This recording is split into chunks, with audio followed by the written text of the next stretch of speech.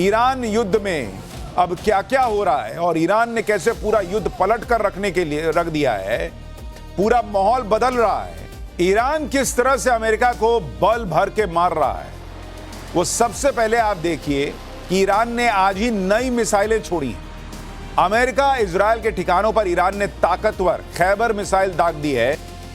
इस युद्ध के चौथे दिन की हर डराने वाली तस्वीर से लेकर एक एक खबर आपको दिखाऊंगा। तेल की कीमत कितनी बढ़ गई, दुबई में पैनिक का सच क्या है, क्या खबर आ रही है, सबसे पहले इस सब का चैप्टर देखिए। इस वक्त डोनाल्ड ट्रंप के होश उड़े हुए हैं बॉस। ईरान पर ट्रंप ने यह सोचकर हमला किया था खामनेई को मार देंगे, सारा मामला खत्म हो जाएगा, ईरान 2 दिन में जो है वो घुटनों पर आ जाएगा, ये ट्रंप ने सोचा था। लेकिन बॉस यहां मामला उल्टा पड़ता दिख रहा है और ऐसा गजब पलट गया है कि पूरा युद्ध देखकर दुनिया हैरान है। ईरान खुद तो तबाह हो रहा है, लेकिन तबाह होने के साथ साथ उसने अमेरिका का भूत बनाकर छोड़ दिया है। गल्फ में कोई ऐसा देश नहीं छोड़ा है ईरान ने जहां पर ईरान ने अमेरिकी सैन्य अड्डों पर अटैक न किया हो। हर जगह पर अमेरिका का धुआं धुआं करके छोड़ दिया ईरान ने। अमेरिका की हालत यह हो गई है कि जो ट्रंप खुद को दुनिया में सबसे ताकतवर नेता समझते हैं, उनका अमेरिका हाथ खड़े कर रहा है कि मैं अपने नागरिकों को अभी नहीं बचा पाऊंगा। अमेरिका ने अपने नागरिकों से कह दिया है कि जहां हो वहां से खुद निकल पाओ तो निकल जाओ, कोई हम बचाने नहीं आ पाएंगे। शुरुआत में तो ट्रंप ने ईरान की लंका लगाई थी, खामनेई को मार दिया, ईरान पर ताबड़तोड़ बम गिराकर ट्रंप को लगा था कि ईरान कहां टिकेगा। ट्रंप इसी मुगालते में थे कि जैसे वो वेनेजुएला के राष्ट्रपति को उठा के ले आए थे और वेनेजुएला घुटने पे आ गया, वैसे ही ईरान में बस खामनेई को मारना है, उसके बाद ये तो एकदम लमलेट हो जाएंगे। लेकिन इस युद्ध में ईरान ने अपने जज्बे से ट्रंप और पूरी दुनिया को चौंका कर रख दिया। अब ट्रंप के सामने युद्ध का आउट ऑफ सिलेबस वाला सवाल आकर खड़ा हो गया है, क्योंकि ट्रंप और उसके अमेरिका ने प्लान बी पर काम ही नहीं किया था। ये इतना ओवर कॉन्फिडेंट थे कि इनको लगा हम तो कर ही देंगे 2 दिन में काम खत्म। लेकिन यहां मामला पड़ गया उल्टा। आज आपको दिखाऊंगा ईरान कैसे अमेरिका का भूत बना रहा है। ट्रंप और कंपनी को यह समझ में नहीं आ रहा कि इससे निपटना कैसे, क्योंकि सबको यही लग रहा था कि जब अमेरिका और इजराइल मिलकर ईरान को फोड़ेंगे तो ईरान क्या ही कर लेगा। दुनिया की सबसे ताकतवर आर्मी के आगे ईरान कैसे टिकेगा। लेकिन इतनी मार खाने के बाद भी ईरान लड़ रहा है। अमेरिका और इजरायली नहीं, उसके सहयोगियों को भी फोड़ रहा है। ईरान ने ट्रंप को अपनी मोज़ेक डिफेंस रणनीति से चौंका दिया है। अब यह मोज़ेक रणनीति क्या है ईरान की, कैसे बिना टॉप लीडरशिप के, बिना ऑर्डर के ईरान इस युद्ध को लंबा खींचने वाला है, कैसे ईरान के युद्ध में ट्रंप बुरी तरह फंस गए, बौखला गए, झूठ पे झूठ बोल रहे हैं, युद्ध का ठीकरा अब इजराइल पे फोड़ रहे हैं, नेटो देशों को कोसने लग गए हैं ट्रंप। आज आपको सब दिखाऊंगा, साथ ही आपको बताऊंगा कि क्या ईरान के सामने ट्रंप के हथियारों का भंडार कम कर पड़ने वाला है, क्या ईरान के सस्ते ड्रोन और मिसाइल अमेरिका के महंगे महंगे एयर डिफेंस सिस्टम को फोड़े जा रहे हैं और वो खत्म हो रहे हैं। यह युद्ध किस दिशा में जा रहा है, ईरान अमेरिका को कैसे फोड़ता चला जा रहा है। इजराइल ने ईरान के राष्ट्रपति दफ्तर, न्यूक्लियर साइट, नेवल बेस को निशाना बनाया है। उधर ईरान ने सऊदी अरब में अमेरिकी एम्बेसी को निशाना बनाकर कैसे अमेरिका को हिला दिया है। आज आपको सब दिखाने वाला हूं। एक मोर्चा और कैसे खुल गया है, इजराइल अब ईरान के साथ साथ लेबनान पर भी चढ़ाई कर रहा है, वहां भी उसने अपनी सेना उतार दी है। ईरान युद्ध में अब क्या क्या हो रहा है और ईरान ने कैसे पूरा युद्ध पलट कर रखने के लिए रख दिया है, पूरा माहौल बदल रहा है। इस युद्ध के चौथे दिन की हर डराने वाली तस्वीर से लेकर एक एक खबर आपको दिखाऊंगा। लेकिन पहले झलक देखिए ईरान किस तरह से अमेरिका को बल भर के मार रहा है। वो सबसे पहले आप देखिए कि ईरान ने आज ही नई मिसाइलें छोड़ी। अमेरिका इजराइल के ठिकानों पर ईरान ने ताकतवर खैबर मिसाइल दाग दी है और इस मिसाइल की एक आप झलक देखिए। अभी तो ईरान जो है कहा जा रहा है कि पुराने ड्रोन, पुरानी मिसाइल फोड़ रहा था, अब उसने खैबर मिसाइल निकाल दी है। यानी ईरान ने भी अपना गियर चेंज कर दिया है बॉस। ऐसी ही मिसाइलों से ईरान ने धुआं धुआं कर रखा है। और आपको इजराइल के तेल अवीव का वीडियो दिखाता हूं। सिर्फ 10 सेकंड में एक के बाद एक 15 मिसाइलों ने तेल अवीव में ऐसा गदर मचाया कि लोगों के होश उड़ गए। लोग देख के कह रहे हैं कि यह क्या हो रहा है। ईरानी मिसाइलों के आज आगे कुछ नहीं टिक रहा। ईरानी मिसाइलों के आगे आज अमेरिका और इजराइल का डिफेंस सिस्टम पानी मांग रहा था बॉस। इजराइल के 4 एयर डिफेंस सिस्टम फेल हो गए। ना आयरन बीम पकड़ पा रहा है, ना आयरन डोम पकड़ पा रहा है। डेविड स्लिंग और एरो एयर डिफेंस सिस्टम भी धरे के धरे रह गए। आप वीडियो देखिए बॉस, अगर एयर डिफेंस सिस्टम काम कर रहा होता तो ऐसी हालत बनती, 15-15 मिसाइल गिर जाते। फोड़ दिया ईरान ने भाई। ईरान किस तरह से मरते हुए भी अमेरिका को फोड़ रहा है, इजराइल को फोड़ रहा है, इसकी और भी हैरान करने वाली तस्वीरें आ रही हैं, जिनके बारे में आगे बताऊंगा। लेकिन उससे पहले आप ट्रंप के बारे में सोचिए, अमेरिका के बारे में सोचिए। सन की ट्रंप को लग रहा था कि खामनेई को मार दिया, ईरान मेरा क्या कर पाएगा, ईरान खत्म हो जाएगा, वहां मैं सत्ता परिवर्तन करा दूंगा, लोग सड़कों पर निकल आएंगे, हम कब्जा कर लेंगे। यहां उल्टा मामला हो गया है। अमेरिकी हमले में मारी गई ईरान की जो 171 स्कूली बच्चियां थीं, उन्हें आज अंतिम विदाई देने के लिए ईरान की आधी जनता सड़क पर आ गई। अमेरिका इजराइल की मिसाइलों की परवाह किए बिना इस जनाजे में हजारों लोग जुट गए और ईरान की बेगुनाह बेटियों को आखिरी विदाई दी गई। ईरान के मिनाब स्कूल पर अमेरिका और इजराइल की मिसाइलें उस वक्त गिरी थीं जब स्कूल चल रहा था, बच्चियां पढ़ रही थीं। इस तरह के हमले से ट्रंप सोच रहे थे कि खामनेई के मरने के बाद ईरान बिखर जाएगा, सत्ता परिवर्तन हो जाएगा, ईरान से जंग जीत जाएंगे। लेकिन यहां उल्टा हो रहा है बॉस। खामनेई की मौत ने ईरान को और एकजुट कर दिया है। और आप इस वीडियो को देखिए, उन बच्चियों की मौत के बाद ईरान का हर नागरिक एकजुट होता जा रहा है कि खामनेई को मारो, सत्ता परिवर्तन कर दो, पब्लिक सरेंडर कर देगी, सेना सरेंडर कर देगी। वो प्लान ए फेल हो गया। लेकिन ट्रंप की सनक और अमेरिका का जो अपना ईगो है, उसमें इन्होंने प्लान बी बनाया ही नहीं था, ऐसा लग रहा है। और इसलिए अब ये पैनिक मोड में आ रहे हैं। आप देखिए कि 4 दिन के युद्ध में ही ऐसे हालात हो गए कि अमेरिका पैनिक मोड में आ गया बॉस। अमेरिका अब युद्ध का ठीकरा इजराइल पर फोड़ रहा है। अमेरिका अब नेटो देशों को कोस रहा है कि वो साथ क्यों नहीं आ रहे। क्यों भाई, तुम तो अमेरिका हो, अपने बूते लड़ो ना, तुम तो पूरी दुनिया को नचाते हो, अब तुमको लोगों का साथ चाहिए। ट्रंप अब ईरान में सेना उतारने की आशंका से इनकार नहीं कर रहे हैं, कह रहे हैं कि मैं सेना भेजूंगा। सवाल उठ रहे हैं कि क्या ईरान के मिसाइल और ड्रोन भंडार के सामने अमेरिका का एयर डिफेंस सिस्टम कम पड़ रहा है क्या, कि उसे सेना उतारने की नौबत आ रही है। ईरान पर हमले के पीछे ट्रंप का मकसद क्लियर है, ना एग्जिट प्लान। इस तरह की बातें ट्रंप के खिलाफ हो रही हैं। यानी ईरान युद्ध के चौथे ही दिन चर्चा तेज हो गई है कि क्या ईरान के खिलाफ अमेरिका के हथियार कम पड़ने जा रहे हैं। क्या ईरान के सस्ते और तेजी से हथियार बनाने की क्षमता का मुकाबला अमेरिका नहीं कर पाएगा। आप सोचिए, ट्रंप की वजह से अमेरिका की कितनी छीछा लेदर हो रही है, जिसकी सेना को नंबर 1 सेना माना जाता है, जिसको दुनिया का सबसे ताकतवर देश माना जाता है, भाई उसका भूत बना के छोड़ दिया है ईरान ने। सवाल उठ रहे हैं क्योंकि अमेरिका के विदेश मंत्री मार्को रूबियो ने ईरान पर हमले को जस्टिफाई करते हुए बता दिया कि ईरान बहुत जल्दी इतनी मिसाइल और ड्रोन बना लेता है कि कोई कुछ नहीं कर पाता।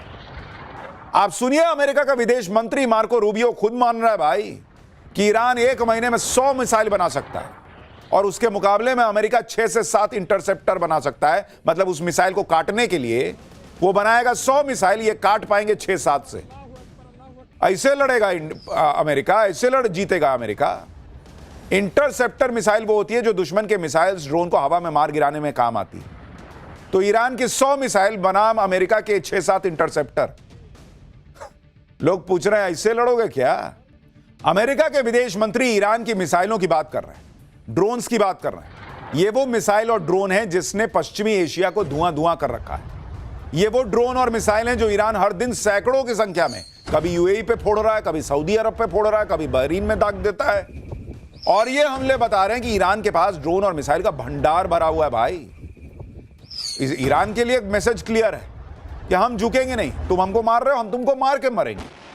ईरान हो सकता है ये युद्ध लास्ट में जीते ना जीते, अभी कोई कुछ नहीं कह सकता, लेकिन ईरान ने अमेरिका को उसकी हैसियत याद दिला दी कि तुम ये मत सोचना कि तुम ईरान को मार के 2 मिनट में निकल के चले जाओगे।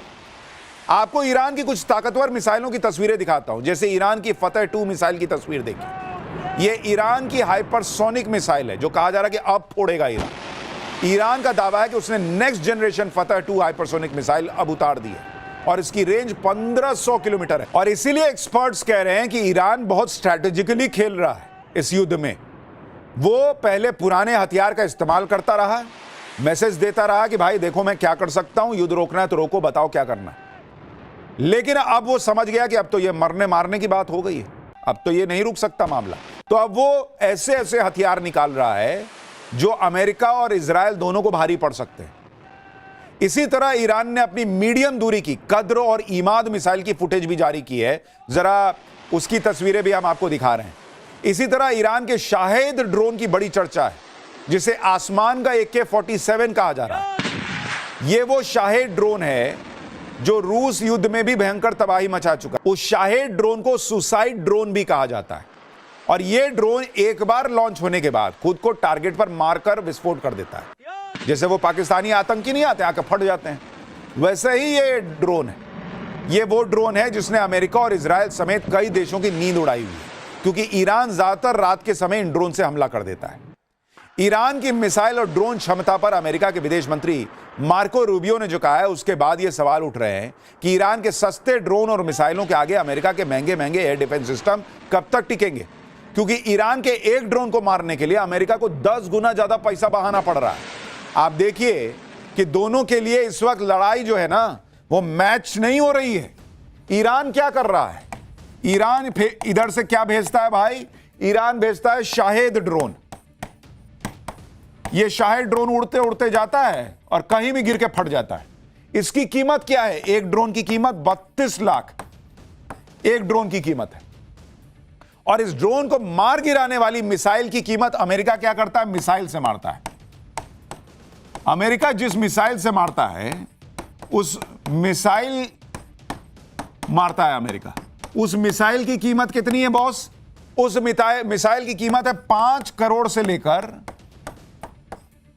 36 करोड़ रुपए। अब आप अंदाजा लगाइए कि ईरान ये लड़ाई कैसे लड़ रहा है।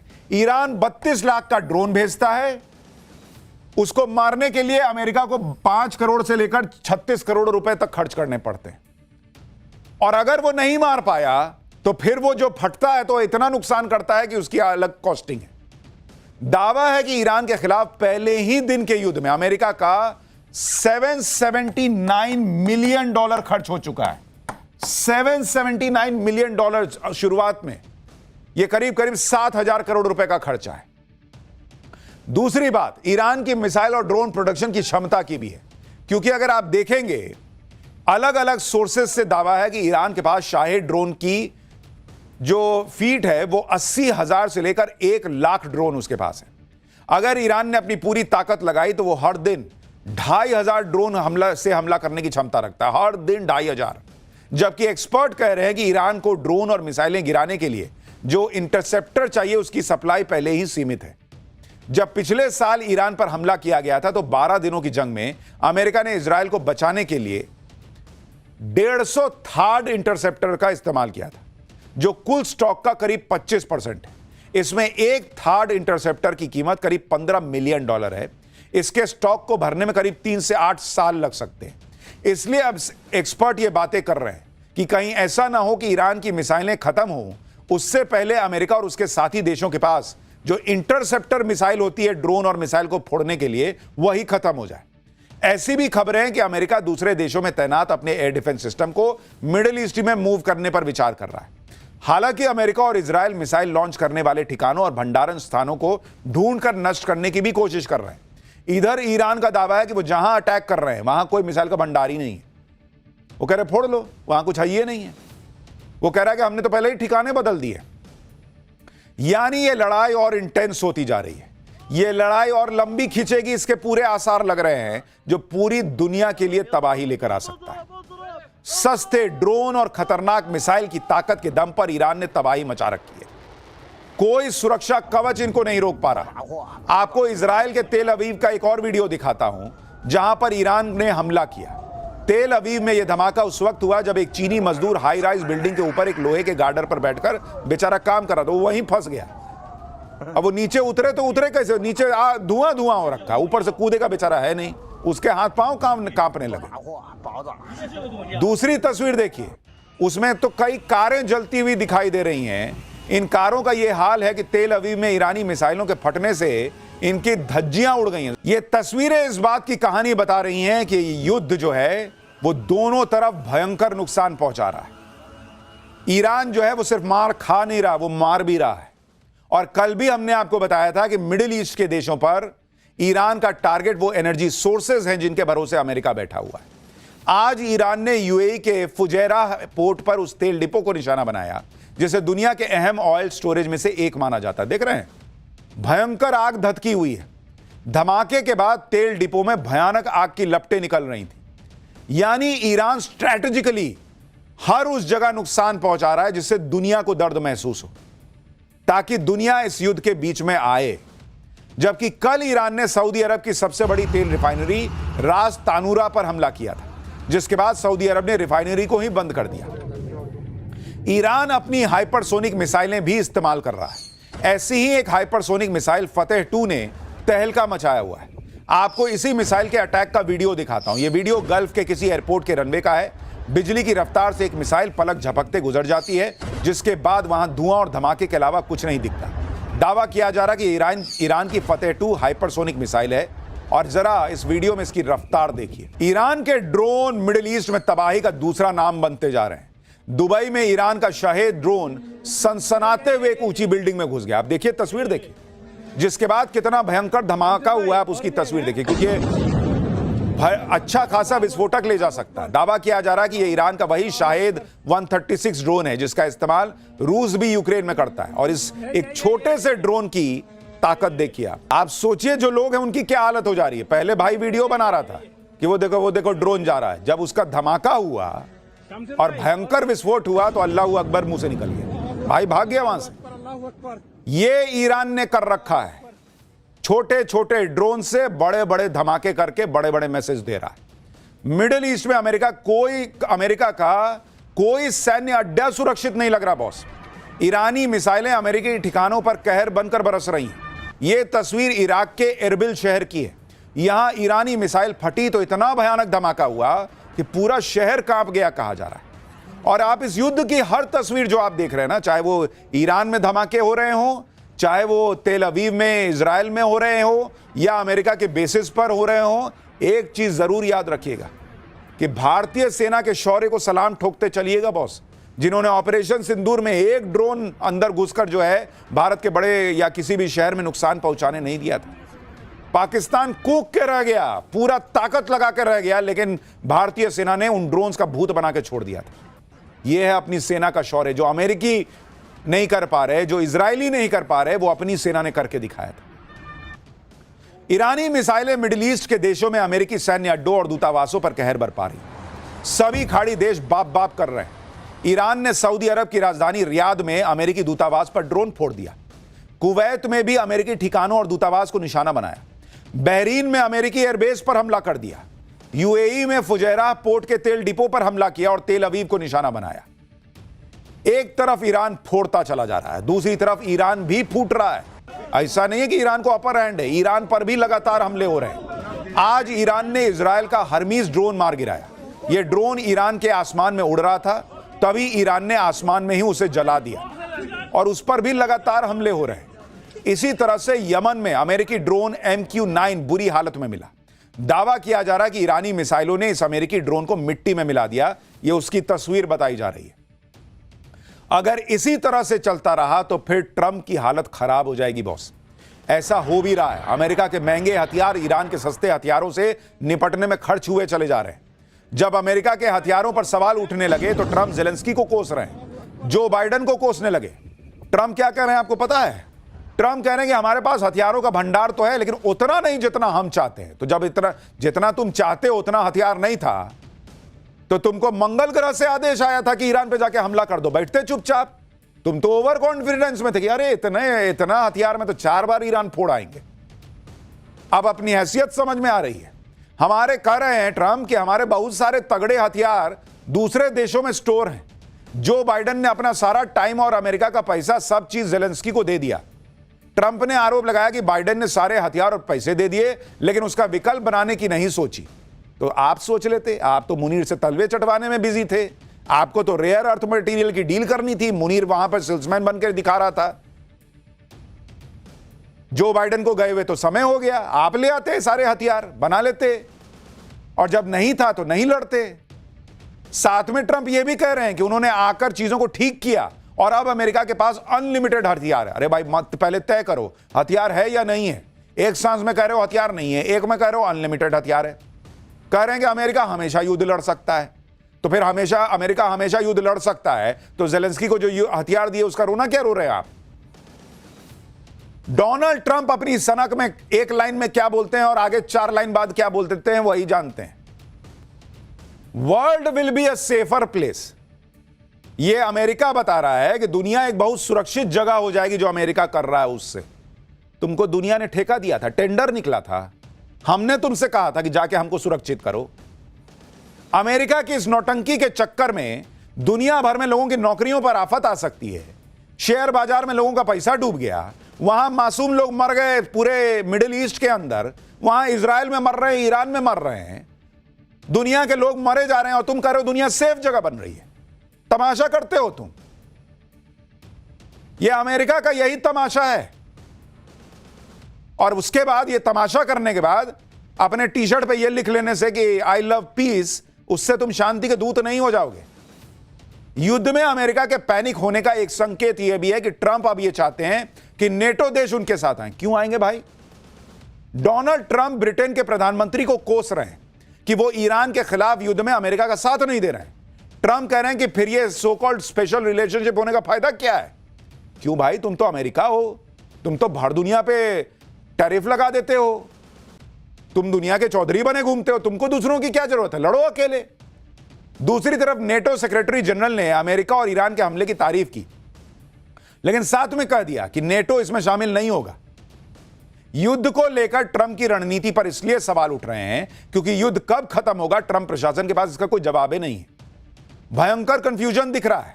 ट्रंप कह रहे हैं कि ईरान के खिलाफ पहले 4 से 5 हफ्तों के सैन्य अभियान का प्लान था, लेकिन यह लंबा चल सकता है।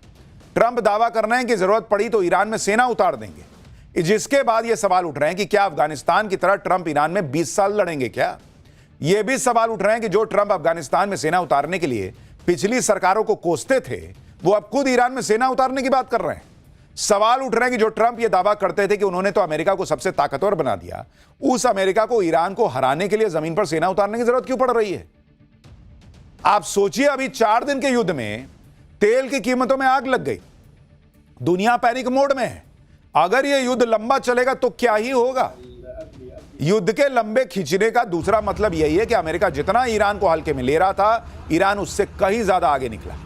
और ईरान ने यह सब कैसे किया? क्यों B-2 बॉम्बर और घातक मिसाइल फाइटर जेट से लैस अमेरिका को ईरान में सेना उतारने की जरूरत पड़ रही है, यह भी आपको आज आगे बताऊंगा। ईरान पर अमेरिका ने हमला क्यों किया, इसके पीछे का मकसद क्या है, इसे लेकर भी ट्रंप और उनकी सरकार घिर गए, क्योंकि इसे लेकर ट्रंप लगातार गोल पोस्ट चेंज कर रहे हैं। मैंने कहा ना, ट्रंप पैनिक में है बॉस। पिछले साल जब ईरान पर हमला किया तो कहा कि उसके पास परमाणु बम है, फिर हमला करके यह दावा किया कि ईरान के परमाणु साइट को हमने नष्ट कर दिया, फिर माहौल बनाया कि ईरान अपने लोगों को मार रहा है इसलिए वहां सत्ता परिवर्तन करना होगा, फिर दावा किया कि ईरान ट्रंप की जान लेना चाहता था, वो हमें मारता, इससे पहले हमने खामनेई को मार दिया। लेकिन जब अमेरिका में ही ट्रंप के ईरान पर हमले को लेकर सवाल उठने लगे तो अब ट्रंप प्रशासन नई थ्योरी लेकर आ गया। अब अमेरिका के विदेश मंत्री ने ईरान पर हमले का ठीकरा इजराइल पर फोड़ दिया। मार्को रूबियो ने कहा कि अमेरिका को यह जानकारी थी कि इजराइल ईरान पर हमला करने वाला है। अमेरिका को डर था कि अगर ईरान पर हमला हुआ तो वो अमेरिका के खिलाफ जवाबी हमला कर सकता है, इसलिए अगर हमने पहले कार्रवाई नहीं की होती तो हमें ज्यादा नुकसान उठाना पड़ता। यानी एक तरह से ट्रंप प्रशासन ने युद्ध के लिए इजराइल को जिम्मेदार ठहरा दिया, दिखाया कि यह युद्ध तो इजराइल की वजह से हो रहा है। अमेरिका को तो सिर्फ अपने हितों, अपने लोगों को बचाने के लिए उतरना पड़ा। मार्को रूबियो के इस बयान पर सवाल उठने लगे कि ईरान के विदेश मंत्री ने कहा है कि इसका मतलब ईरान से जुड़ा कोई खतरा नहीं था, अमेरिका इजराइल की वजह से युद्ध में आया। रूस ने भी इस मुद्दे पर अमेरिका को घेरा। रूस के विदेश मंत्री ने कहा कि अभी तक ऐसे कोई सबूत नहीं है जो यह बताए कि ईरान न्यूक्लियर बम बना रहा था। और मैंने आपको डे 1 से कहा कि ईरान पर जो अमेरिका ने हमला किया, देखिए खामनेई का राज लोगों को पसंद था नहीं था, वहां कुछ लोगों को गुस्सा था, वो अपना सत्ता परिवर्तन करते नहीं करते जो करते, भर दुनिया में जहां लोग असंतुष्ट होंगे सरकार से, यह टेंडर किसने दिया है? डोनाल्ड ट्रंप और अमेरिका को कि हम आएंगे, हम बम फोड़ देंगे, हम लोगों को मार के तुम्हारे यहां सत्ता परिवर्तन कर देंगे। किसने तुमको दे दिया?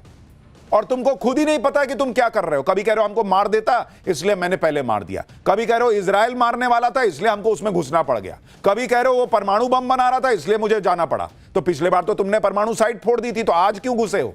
और कभी कहते हो वहां सत्ता परिवर्तन करने गए। सीधी सी बात है, डोनाल्ड ट्रंप घर में घिर गए थे।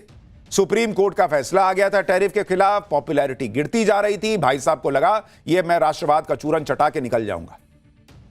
इन्होंने सोचा 2 दिन में निपटा दूंगा, उसके बाद हीरो बन जाऊंगा। यहां लेने के देने पड़ गए। अपने ऊपर उठ रहे सवालों के बीच अब डोनाल्ड ट्रंप युद्ध को लेकर नया दावा कर रहे हैं।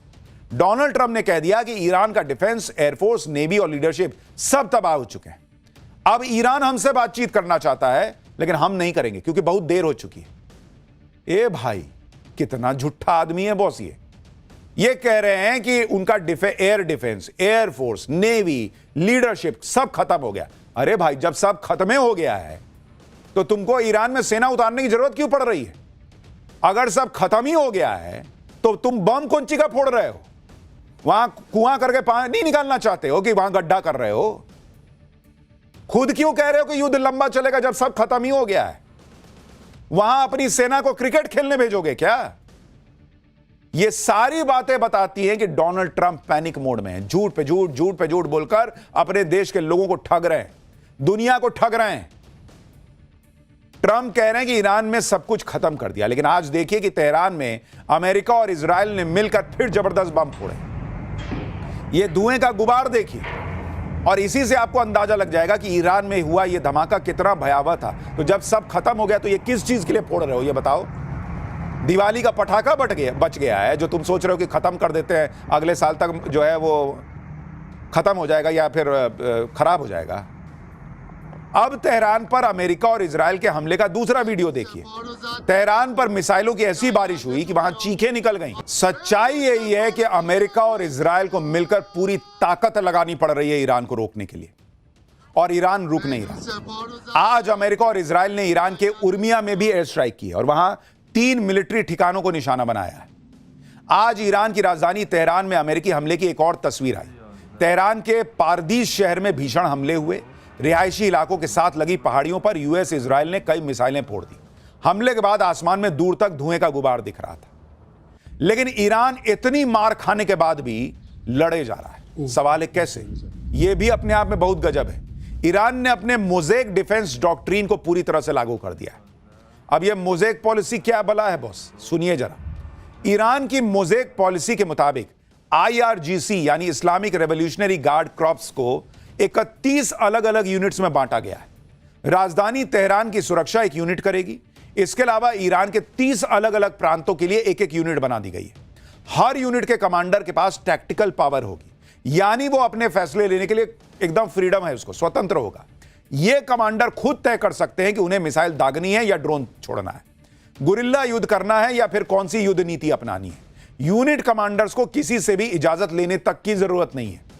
यानी ईरान एक देश के तौर पे तो लड़ रहा है, लेकिन उसकी 31 अलग अलग यूनिट लड़ रही हैं और सब अपने अपने हिसाब से स्ट्रैटेजी बनाकर फोड़ रही हैं। यानी अमेरिका एक ईरान से लड़ रहा था, ईरान ने अलग अलग 31 ईरान बना दिए। लड़ो, अब कैसे लड़ोगे? और शायद इसलिए ट्रंप कह रहे थे कि ईरान में सेना उतारने की जरूरत पड़ सकती है। ईरान में युद्ध के बीच आज एक चर्चा वहां आए भूकंप को लेकर भी है। आज दोपहर ईरान में भूकंप के झटके महसूस हुए। दक्षिणी ईरान के गेराश इलाके में 4.3 की तीव्रता का भूकंप आया। भूकंप का केंद्र जमीन से 10 किलोमीटर नीचे था। भूकंप के ये झटके ईरान के फारस प्रांत में महसूस किए गए। वहीं सोशल मीडिया पर न्यूक्लियर टेस्ट की अफवाह फैल गई, लेकिन एक्सपर्ट्स ने न्यूक्लियर टेस्ट की संभावना से इनकार किया। अफवाह इसलिए फैली क्योंकि युद्ध में ईरान के न्यूक्लियर साइट्स पर हमले हो रहे हैं, लेकिन एक्सपर्ट्स और यूएसजीएस ने इसे साफ किया कि 4.3 मैग्नीट्यूड का भूकंप न्यूक्लियर टेस्ट जैसा नहीं होता बॉस। पूरे मिडिल ईस्ट में ईरान की मिसाइलों और ड्रोन का खौफ है। ईरान के काउंटर अटैक में यूएई में भी पैनिक मचा। लेकिन अब आप वहां का लीडरशिप देखिए बॉस। वहां यूएई में लीडरशिप ने स्थितियों को कंट्रोल कर रखा है।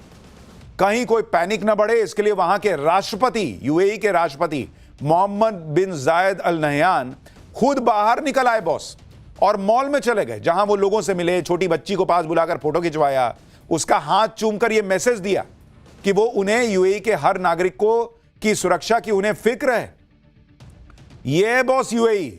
अपने यहां कुछ लोग ज्ञान देने लगे थे कि अरे दुबई में प्रॉपर्टी लोग खरीदते हैं, दुबई में बसने जाते हैं, दुबई तो तबाह हो गया। ऐसा नहीं है। दुबई में कुछ जगह विस्फोट हो रहे हैं, और कहीं भी युद्ध होता तो ऐसा नहीं कि पूरे शहर में एक साथ बम फटने लगते हैं। लेकिन यूएई अपने लोगों की सुरक्षा के लिए लगा हुआ है, पूरा प्रयास कर रहा है। और अपने देखिए, आप मैसेज देखिए, बहुत राष्ट्रपति चले गए मॉल में ताकि पब्लिक को लगना चाहिए कि चिंता की कोई बात नहीं है, सब सेफ है। यह यूएई में हो रहा है।